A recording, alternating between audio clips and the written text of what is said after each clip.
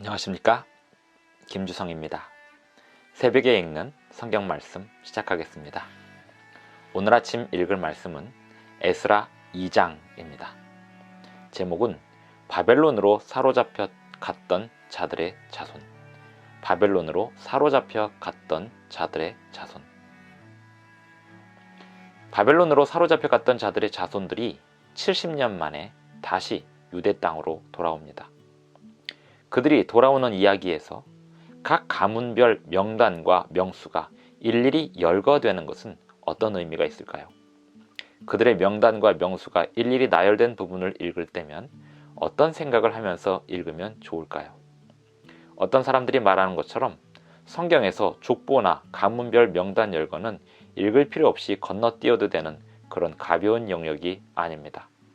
새벽에 읽는 성경 말씀 제440화, 오늘은 3월 18일 금요일입니다. 에스라 2장 1절부터 70절까지 읽겠습니다. 아마 2장 1절부터 70절까지 읽는데 거의 7, 8분 이상이 소요될 것 같습니다. 읽겠습니다.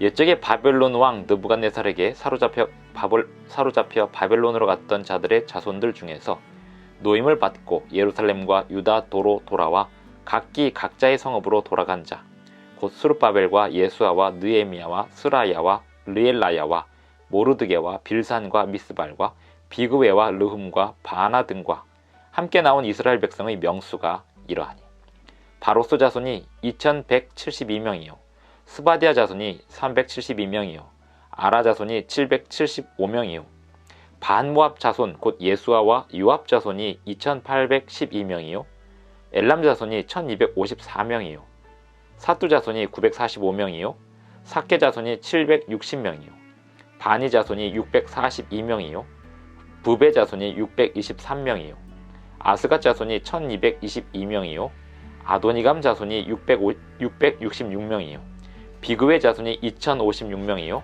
아딘 자손이 454명이요 아델 자손 곧 히스기야 자손이 98명이요 베세 자손이 323명이요 요라 자손이 112명이요 하숨 자손이 223명이요 깃발 자손이 95명이요 베들레헴 사람이 123명이요 느도바 사람이 56명이요 아나도 사람이 128명이요 아스마웻 자손이 42명이요 기랴다임과 그비라와 부에롯 자손이 743명이요 라마와 게바 자손이 621명이요 믹마스 사람이 122명이요 베델과 아이 사람이 223명이요 느보 자손이 52명이요 막비스 자손이 156명이요 다른 엘람 자손이 1254명이요 하림 자손이 320명이요 로드와 하딧과 오노 자손이 725명이요 여리고 자손이 345명이요 스나아 자손이 3630명이었더라.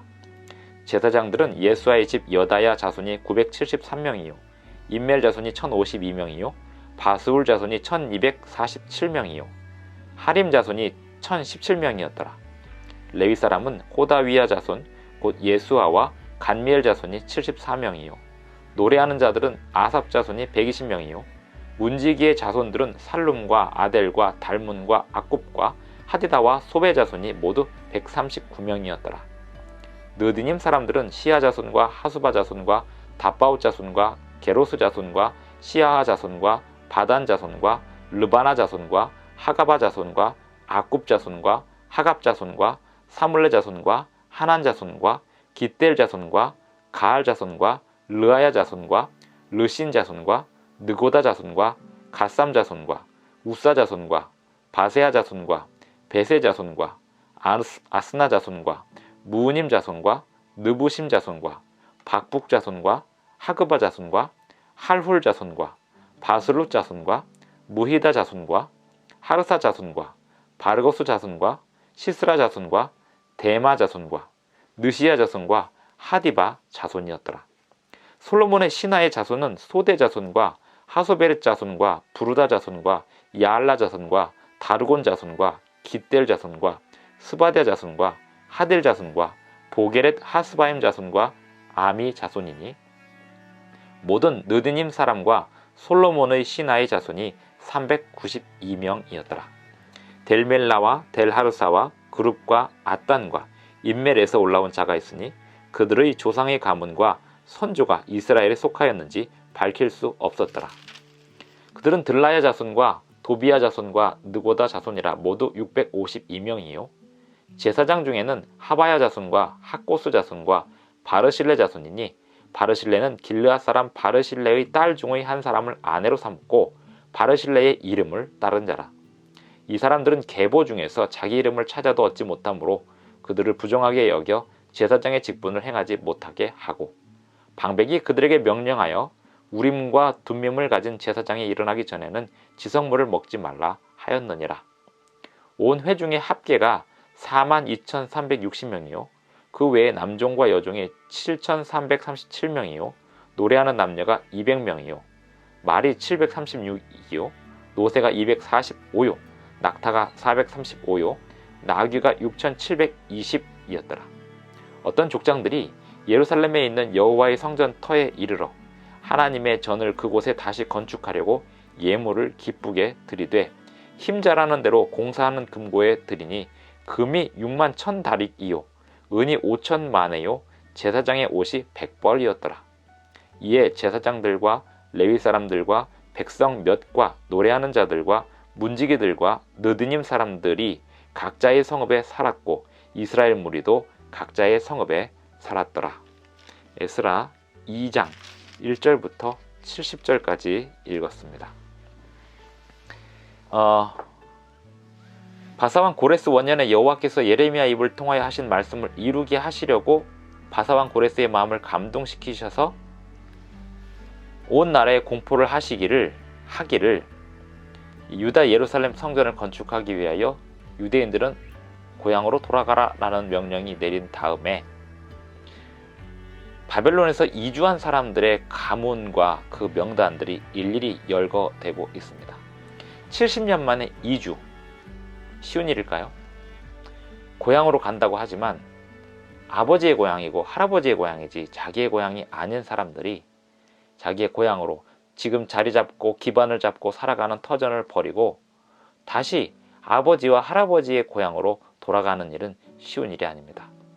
하지만 고레스 왕의 명령과 하나님의 감동하심이 그들의 마음을 움직이게 하였습니다. 이주, 바벨론에서 유다로의 이주는 모든 것을 새로 시작하는 것을 의미했습니다. 믿음이 있어야만 갈 수 있는 여행이었고 믿음이 있어야 갈 수 있는 거리였습니다. 그리고 결국 가족들의 대표단으로서 남자들이 먼저 가고 가족들이 따라간다 한들 결국 온 가문이 결단을 해야 움직일 수 있는 대사건이었습니다. 그런데 거기에 결단하고 유다로 돌아간 자손들의 명단을 일일이 열거함은 매우 귀중한 가치가 있는 것입니다. 유대의 역사를 보면 족보를 보존하기 위하여 얼마나 많은 노력들을 기울였는지 그리고 가문별로 인원수를 체크를 하는 모습들이 그 유대 가문의 역사를 보존하는 데 있어서 족보의 가치를 얼마나 귀하게 여겼는지를 생각해 볼 수 있습니다. 성경에서 족보는 어떤 의미가 있을까요? 끊임없이 족보를 지키기 위하여 이스라엘 백성들이 그 역사 속에서 가문의 숫자를 세고 그 가문이 부패하거나 타락하거나 궐이 나지 않도록 노력했던 부분들을 여기저기서 볼 수 있습니다. 마태복음 1장의 족보가 아마도 성경의 족보의 절정에 이를 것입니다. 아브라함 때부터 또 누가복음 3장을 보면 아담 때부터 예수님에게 이르기까지 그 족보가 어떻게 이어지는지를 쭉 열거하고 있습니다. 결국 창세기 3장 15절의 예언으로 돌아가면 여자의 자손, 그 여자의 자손이 메시아로 와서 이 땅의 원수 사단을 부술 것이다. 그 원수 사단을 패배시킬 것이다 라고 하는 그 예언이 구약성경 전체를 통하여 이루어지고 있었습니다. 그리고 유대 백성들은 하나같이 족보를 지키는 일에 그들의 모든 삶의 사명을 붙잡고 있었습니다. 가문이 망가져 버리거나 또 자기들의 가문이 해야 할 역할을 놓치는 것이 이스라엘의 역사와 구원의 역사를 놓치는 것이라고 생각을 했습니다. 모든 가문은 하나님께서 주신 사명이 있고 또 제사장은 제사장끼리, 레위인은 레위인끼리 그들 각자에게 주신 사명들이 있었고 그 사명들을 대를 이어서 수행해 나가면서 이스라엘의 구원의 역사 그리고 온 인류의 구원의 역사를 이루는 일에 온 전심을 기울였던 것이 성경의 이스라엘 백성들의 역사 속에 나타나 있습니다. 매우 가치 있는 일을 한 사람들의 명단을 열거함은 매우 큰 감동을 줍니다. 유대 자손들이 다시 고향으로 돌아가는 이 과정에서 모든 사람이 다 돌아가지 않았지만 그 돌아간 사람들의 명단을 일일이 열거함은, 그리고 그 가족들의 숫자를 일일이 열거함은 매우 의미 있는 일이고 가치 있는 일입니다. 오늘날도 마찬가지입니다. 하나님의 일을 결정적으로 어려운 상황 속에서도 수행할 때 그 가문이 하나님께 부름을 받을 것입니다. 그리고 하나님께 호명을 당할 것입니다. 하나님의 일을 끝까지 인내하며 견딘 성도들의 이름을 하나님께서 일일이 호명하시고 그 한 명 한 명을 놓치지 않을 것입니다. 오늘 하루도 주님의 호명을 받으시면서 나뿐만 아니라 나로 인하여 우리의 가문이 함께 호명을 받을 것을 기대하시면서 하루를 살아가시는 저와 여러분이 되기를 간절히 바랍니다. 기도하시겠습니다. 하늘에 계신 우리 아버지, 오늘도 우리에게 새 아침을 주셔서 감사합니다. 오늘 우리를 주님의 구원의 길에 불러주시고 또 우리뿐만 아니라 우리의 가문을 함께 불러주시며 우리 공동체와 우리 가문이 주님께서 주시는 목적을 온전히 이루며 살아가게 하여 주시옵소서. 오늘날 우리의 대에서만 우리의 사명이 이루어지고 끝나는 것이 아니라 다음 세대에 그 사명이 그대로 잘 전달될 수 있도록 도와주시옵소서. 예수님의 이름으로 기도드리옵나이다. 아멘. 감사합니다. 오늘 하루도 주님 안에서 행복한 하루, 평안한 하루 되시기 바랍니다.